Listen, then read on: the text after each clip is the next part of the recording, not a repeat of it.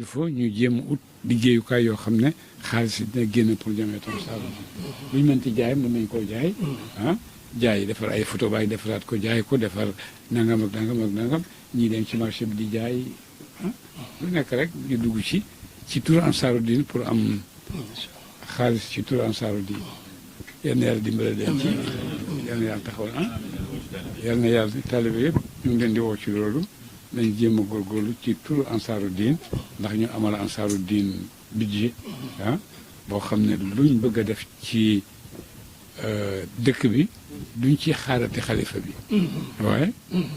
Ansaaru Din mooy jël décision dañoo war a yokk jumaa ji xalifa loo ci xam ñu d' accord na loolu li ma ci xam du d' accord na dañoo bëgg a yokk mahad bi dañoo bëgg a tabax université bi loolu yëpp lu ma nekk la yal nañu yàlla dimbale ñun ñëpp ba ñu amal jazakumullahu xayr. jërëjëf alhamdulilah gannaaw sant yàlla julli ci yonent bi alayhi salaatu wasalaam ñi gërëm suñu sëriñ Mawlana Cheikh Lislam Alaaji Ibrahima Niass si buntu xalifaam bu tedd bi xaadimul ummati Cheikh Mouhamadul Mahi Cheikh Ibrahima Niass suñu jotaay tey li ko waral leen rek la woon ay lël yu jëmit Ansaaru Din organisé woon ak topp mi ci Sénégal yëpp nga xam ne noonu laa ko mën a tuddee mooy fépp foo dem ci Sénégal rek am na kuréel bi ñu ko représenté woon ci jotaay tey bi mën naa ko tuddee dañu nekkoon ci séminaire de formation yoo xam ne ci plateforme yu bees yi Ansaaru Din bëgg a jugin bu bees indi ci lañ doon tàggat ñi nga xam ne ñoo ko war a tasaare mu daj àddina yëpp dem fu toppam Mawlana Cheikh Ibrahima Niass mi nekk lël boobu nag lañ doon def tey depuis 9h ñu ngi këri gan ñu ngi pare ay 18h moyen yooyu pare nañ nag plateforme boobu ñu doon defar nag nga xam ne taalibe Baay yëpp lay wax ak ci àddina ak fu ñu mën a nekk ñu ne pour def lancement bi nañ dem ci ki nga xam ne tey ci tey suñ doon joxe première taalibe dañuy wax ne mooy première taalibe bi mooy xalifa bi sa xaadimul ummati nga xam ne moom loolu la wooyee boppam noonu la wane ñu dem présenté ko plateforme bi mu ne lii moom kenn du ko ci njëkk a dugg gis ngeen formalité yi ni ñu ko defee comme ni ko taalibe bu nekk di defee pour simplement noonu la ko defee dugg inscrire remplir formulaire bi mu àgg ci cotiser mu cotiser ci propre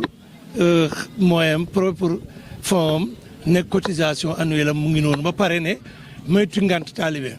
wax jooju nag jeex na ñun nañu jàpp ne ñun fi mu nekk dogal boobu romb na suñ niveau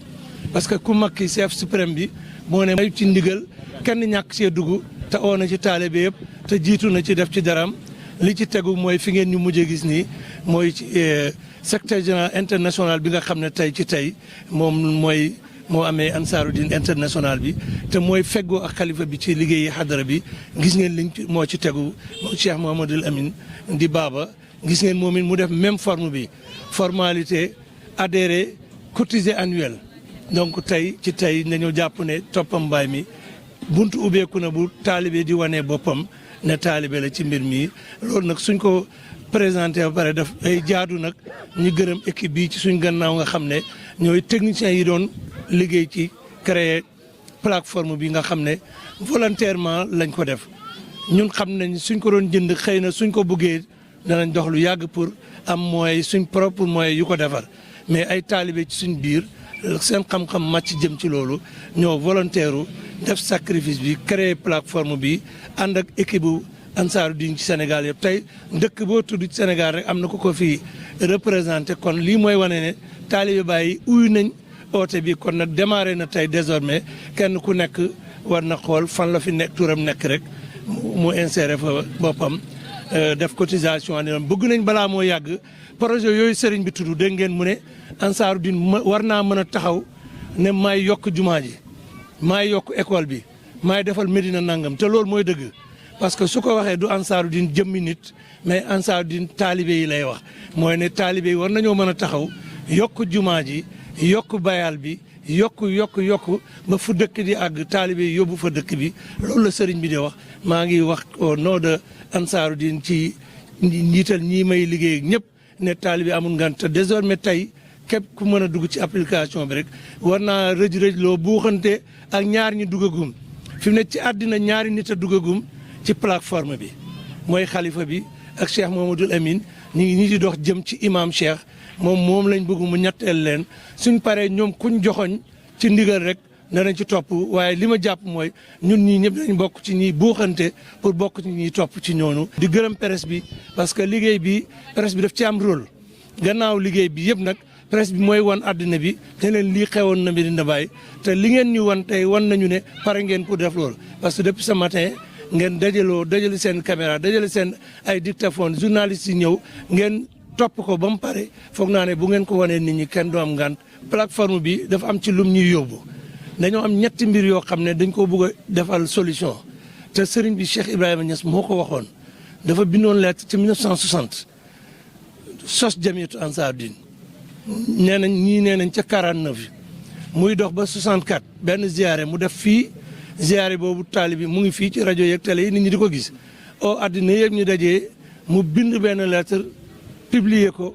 toog ñu jàng ko secrétaire boobu doon ko jàng secrétaire am bi du Oustaz Ibrahima Mahmoud Diop mu am wax bu am solo bu mu wax moo xam ne dafa baax ñu ciy dellu ndax taalibe yi mu ne bàyyi li mu def mooy dagg lay taalibe bu bëgg a sàggan ëllëg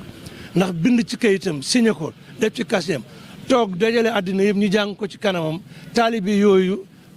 toogoon bàyyi jàng lettre sant leen dara képp ku bëggoon a sàggan bu sa xel dajee loolu doo sàggan mu ne bëgg na suñu àggee ci xam ñaata bokk ci association boobu muy Jamiyatu Ansaaru Diin xam ñaata ñooy taalibe bi mu ne ñuy doxale ni suñ jamono di doxee loolu mooy dëppale suñ doxin ak jamono ku nekk xam na ni àddina développé soxla ay économie moyen soxla lu nekk ci ay yoo xam ne ay moyen économie moo koy def loolu su fekkee dañ koo jël bëgg koo dëppale waxi sëriñ boobu daf ñu yóbbu ci plateforme bu mel nii nga xam ne benn danañu permettre ñu def recensement taalibe bu nekk mën naa inscrire tey bu duggee ci plateforme bi boppam bind turam bind nangam filier boppam su fekkee am na recouvrement ay cotisation ak contribution taalibe bi mën na koo joxel boppam kenn du dem laaj ko ay laaj na addiyaay sëriñ bi bokkut romb nañ foofu léegi liñ bëgg a defal sëriñ bi mooy kenn ku ne làmb sa bopp sa ñaq ne lii maa ko def ci tabax bii ñu bëgg a defal xadara bi loolu daf ñu yóbbu danañ def recensement danañ def contribution yi recouvrement contribution yi alors dinañu yóbbu tamit ci développer réew mi xam nga ñun tabax bi ñuy wax du tabax jumaa ji du tabaxal sëriñ bi kër sëriñ bi am na kër am na ay kër am na ay oto am na lim soxla waaye bu ñuy wax ci tabax ci gis-gisu Baay tabax àddina bi la ñuy wax yëkkati Sénégal ñoŋal lislaam defar école yi dimbale njàng def loolu pour ñu def ko ku nekk xam na ne association ay membre am dañuy dajale boobu lañ formaliser ci plateforme boo xam ne membre bu ci nekk liñ ci war a joxe da nga am foo ko dugal te dina yegg fi mu war a yegg dootul yóbbu li jamono di wax diw lañ jox suma xaalis mu lekk. Ansaaru Diin am na compte bancaire boo xam ne ñëpp Sénégal yëpp ci am ku ci bëgg a dugal ñaar dërëm mën nga ko cee sànni suñ koy utiliser dana jaar ci façon boo xam ne ku nekk xam ne xaalis boobu nit mënu koo jël fajee ko soxla ci xadara bi rek la mën a dem kon lii moo waral plateforme bi formalisation daal lañ nekk ak digitalisation comme ni ko jamono laajee équipe bii fii laay jaaree gërëm équipe bii nga xam ne ñoo créé plateforme nga xam ne ay taalibe la ñoo xam ne dañoo jàng seen xam-xam màcc ci lii man bi ma toogee ak ñoom li ma njëkk apprécier mooy gëm naa ne ñii Sénégal sax mën nañ ko yóbbu fenn ndax liñ doon wax xaw ma woon lan la mais biñ ko définir ba mu mën koo laal xam naa ne liñ doon wax soriwul ma man maa ko xamutoon te ñoom xamoon nañ ko donc ñu ngi gërëm ñëpp di sant ñëpp di gërëm suñu sang Maolana Cheikh Ibrahima mii nga xam ne Cheikh Babali moom la ñu booleeg mbokk suñu cabinet nekk suñuy conseil nekk ci soldats yi nga xam ne laxasaayu na pour li nga xam ne mooy bëgg-bëgg sëriñ bi ci mbir mi moom mu joué li mu war a joué ku mel ni Cheikh Moustapha Mahi ak demeet mboolem usra bi mboolem njabooti sëriñ si ñëpp engagé wu nañ ci imam Cheikh moom Cheikh Mamadou Mahi porte parole ñëpp a ngi ci biir lii ñuy wax daal tey ci tey désormais lancé nañ ko fii nii ñu toll kenn ku nekk boo jotee ci plateforme mën ngaa dugg léegi sa bopp contribuer. L'objet de notre rencontre aujourd'hui était de partager au nom du Bureau national avec l'ensemble des groupements départementaux Ansaaru Diin qui sont au Sénégal et le volet extérieur parce qu'il y a certains groupements qui sont à l'extérieur, de partager avec eux la plateforme que la Jamiyatu Ansaaru Diin vient de créer récemment pour digitaliser la gestion administrative et financière de l'association, mais également pour répondre à l'une des recommandations de Cheikh Ibrahim Niass dans sa fameuse lettre circulaire de 1964 dans laquelle il disait qu'il appelait l'ensemble des disciples à s'inscrire dans la Jamiyatu Ansaruddin au point que, sachant le nombre de membres, on saura le nombre de ses disciples. Et qui sait l'importance de la statistique doit savoir que cette phrase est très courte, mais pleine d'enseignements et lourde d'idées et de richesses qu'on devrait pouvoir exploiter pour la bonne marche de l'association. Donc, avec le président national Seydina Alioune Cissé Niang, l'équipe technique, l'agence numérique qu'il a créée, a mis en place une plateforme de gestion de l'association, une plateforme de gestion numérique qu'on a partagée aujourd'hui, comme je le disais tantôt, avec l'ensemble des groupements départementaux. Chaque groupement des 30 départements du Sénégal, parmi les 46, a envoyé ici un membre. On les a tous initiés à l'utilisation de cette application. Alors, comme dès lundi, normalement, le travail doit démarrer au niveau de ces départements, on a jugé nécessaire de commencer par le commencement, c'est-à-dire de commencer par enregistrer le Khalif Khadimoul Ummati, Cheikh Mouhamadoul Mahi Ibrahim Niass, ainsi que son frère et représentant à Dakar, Cheikh Mouhamadoul Amin Ibrahim Niass, au point que tous ces représentants des départements-là, au retour dans leur lieu de résidence respectif, pourront démarrer le travail au point que quiconque se connecte à l'adresse https://jamiyatuansaruddin.com saura actuellement le nombre de disciples qui s'est inscrit dans cette association comme membre. Et je pense que nous prions Allah subhanahu wa ta'ala pour que d'ici quelques mois, que tout le monde puisse s'inscrire dans cette application pour qu'on puisse atteindre cet objectif que Cheikh Ibrahim Niass nous avait fixé. Le seul message qu'on va reprendre, c'est le message du Khalif qu'il a donné lui-même tout à l'heure. Le message le plus expressif, c'est le fait qu'il s'inscrive d'abord en premier. Ça, on ne peut pas être plus éloquent que ça. Quiconque aujourd'hui se réclame disciple de Cheikh Ibrahim Niass, sachant que lui-même il s'est inscrit dans cette application, normalement ne devrait plus tarder à faire de même pour être dans les mêmes groupes, dans les mêmes lots, dans les mêmes associations que ce dernier.